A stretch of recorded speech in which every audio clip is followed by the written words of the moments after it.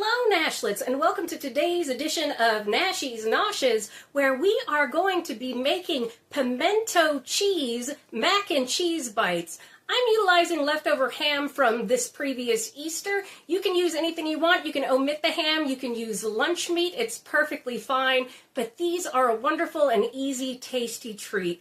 Let's head into my kitchen and see how these were made.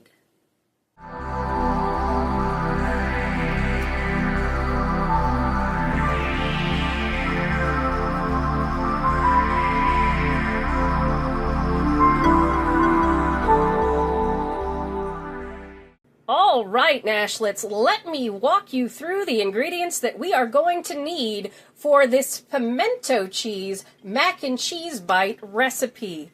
First, of course, we're going to need some diced pimentos. You're just going to drain those off. We're going to need about a cup of Velveeta and 4 ounces of cream cheese, which is half of that brick there. We're going to need about a cup of onions and celery, so about a half a cup of both of those. Now, you can use dehydrated onions, onion powder, and celery salt. If you don't want to put that in there, that's perfectly fine. We'll need about a half a cup of milk and about 2 cups of chopped up leftover ham, or you can use lunch meat. We will need 4 cups of shredded cheddar cheese or any kinds of cheese that you like. We'll need 3 tablespoons of flour. We're going to need 2 tablespoons of butter and 1 tablespoon of oil over here. We're going to need 1 package of pasta of your choice. I am using a chickpea to make it slightly more healthy, and we're going to undercook that by about 2 minutes. We'll need some breadcrumbs. We'll need about a half to a teaspoon of black pepper and a half to a teaspoon of garlic powder. You can add in any other seasonings that you like and make it whatever flavor profile that you like. I'm also probably going to add in just a little bit of parsley for color. All right, so let's get started over on the stove. All right, Nashlets, in my skillet over medium heat, which is 5 on my stove, I have heated up 1 tablespoon of avocado oil and 2 tablespoons of butter. We're going to come in with our onions and celery. And then we're going to come in with our chopped ham here. And we are just going to cook this until the celery and onions is nice and translucent and the ham is nice and warmed through. Meanwhile, I'm boiling my water for my pasta over to the side. Like I said, I'm going to undercook that by about 2 minutes just to make sure that during the rest of the cooking process it doesn't fall apart. You do want to use a pasta that can hold up a little bit more, so even if you're getting a macaroni, don't use a really thin macaroni noodle like you would get in a Kraft box or something like that. Go ahead and get something a little bit heartier so this holds together. So I'll let you watch this cook down in fast motion, and then we will start up our roux.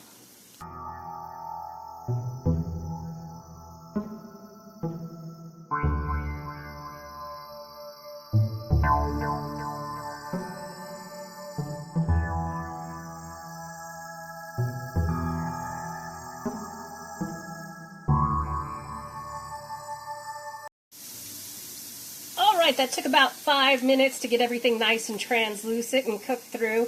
Now we're going to come in and we're going to make our roux, the base of our bechamel sauce here. And what I've got is 3 tablespoons of flour I'm going to throw in. We're going to cook this for about 2 minutes to make sure that the fat coats our flour for that thickening. And remember, when doing any kind of roux or a bechamel, you want to match your fat to your flour. So 1 tablespoon to 1 tablespoon is the way that that works. And the reason why we cook it for a bit is it will taste terrible if you don't, because that flour taste is awful. And we want the nice little chemical reaction of that fat getting into that flour and swelling it up so we get that beautiful thickening of the sauce. All right, I'll let you watch me for 2 minutes in fast motion while I drain off my pasta.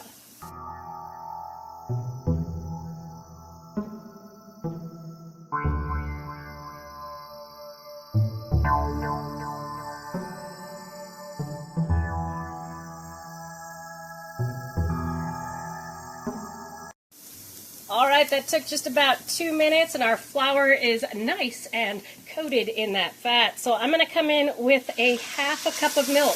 Yes, it is a very small amount of milk. And we're just going to mix this until we get a nice, thick roux happening. And you can cut back your heat at this point to about 3.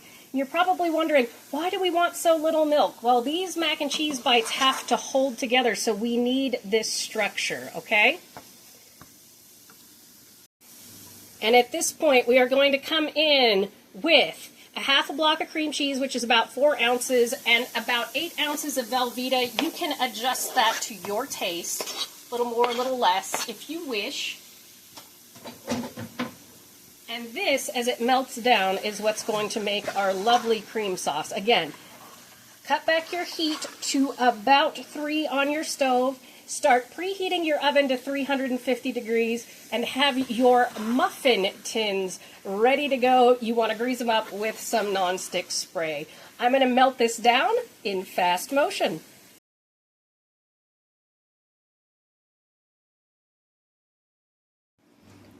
Remember to trust the process with this cheese sauce, because it's going to look like it's not going to come together in the beginning and melt, but I promise you it will. If you find it's like super duper thick like this toward the end, we're going to add in about 2 more tablespoons of milk just to thin it out a hair. We don't want it too thin again, because we are going to be mixing this all together and baking it into little bites, and we don't want it too loose and runny. So I'm just going to incorporate this milk real quick, and then we will continue on. That was very fast. As you can see, it's still very nice and thick, which is exactly what we want. So we're going to come in now with our drained pimentos. This is what makes it pimento cheese. And I have a pimento cheese, it's a pimento cheese BLT video, and I will link it in the description here because it's really good. I make my own pimento cheese. All right, we're going to come in with about a half a teaspoon of black pepper, more or less, it's up to you. Then we're going to come in with about a half a teaspoon to a teaspoon, again, it's up to you, of garlic powder, and naturally, you can use fresh garlic if you like. It's a great place to add in some oregano, some basil, some parsley, anything that you like. And we're just going to mix this together. And then we are going to add 4 cups of cheese, because we were not cheesy enough to begin with. I'm actually going to reserve about a half a cup of this cheese for the very, very top of our mac and cheese bites here. And I did a very thin shred on this so that it would melt a little better. I'll let you watch this in fast motion.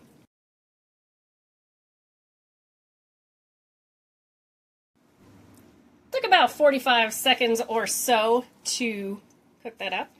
And we're just going to add in our pasta now. Again, we want them al dente at this point.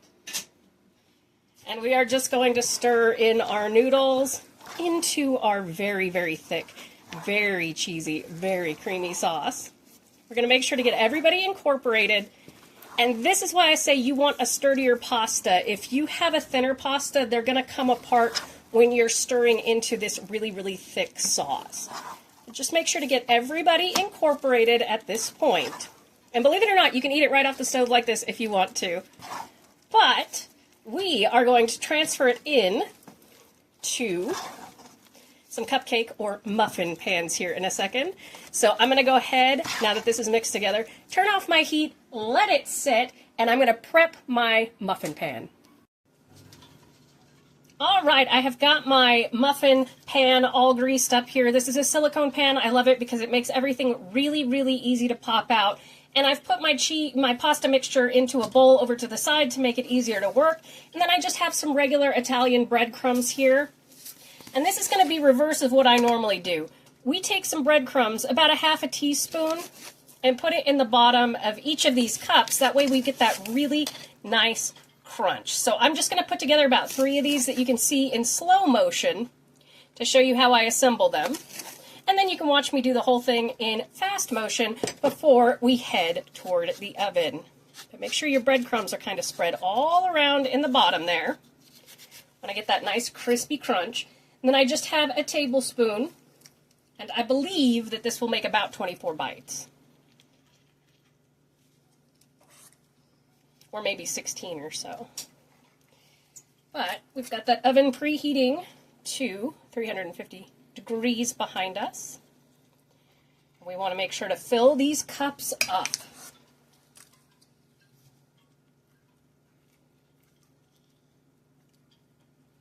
And we are going to kind of press them down just a bit to make sure that the form stays as they're baking. All right, we got it like that. We want to make sure to kind of press everybody in there. Like so. Because we want that cheese to form a nice crust. And then I'm going to come in with that reserved cheese that I had from our mixture, from that 4 cups. I'm just going to come in and I'm going to top each of these with a little bit of cheese. All right, I'll let you watch me do the rest of these in fast motion, and then I'll tell you how to bake them.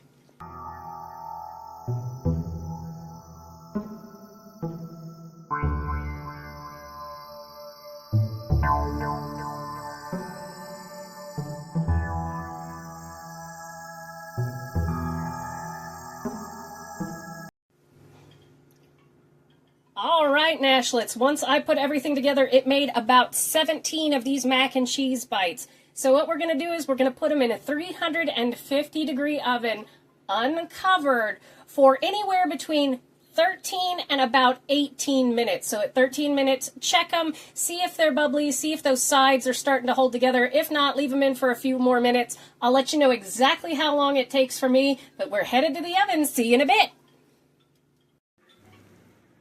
So it took me about 17 minutes to bake all of these until they got nice and bubbly. I'm going to let them sit for about 5 to 7 minutes before I pop them out, and we will finish up this video.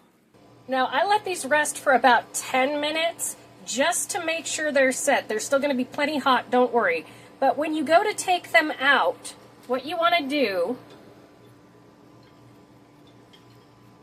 is take a plastic knife or a knife and kind of go all around the edges. You can see it starts to spin there. And that's when you know they're ready to take out and they won't fall apart. And here we have our beautiful pimento cheese mac and cheese bites. They are so yummy and sure to please. Thank you so much for joining me for today's edition of Noshing with Nashies. And remember, if you come to a fork in the road, pick it up and have a nosh with Nashies. Please like, comment, share, and subscribe, and consider becoming a member. See you in the next one. Bye!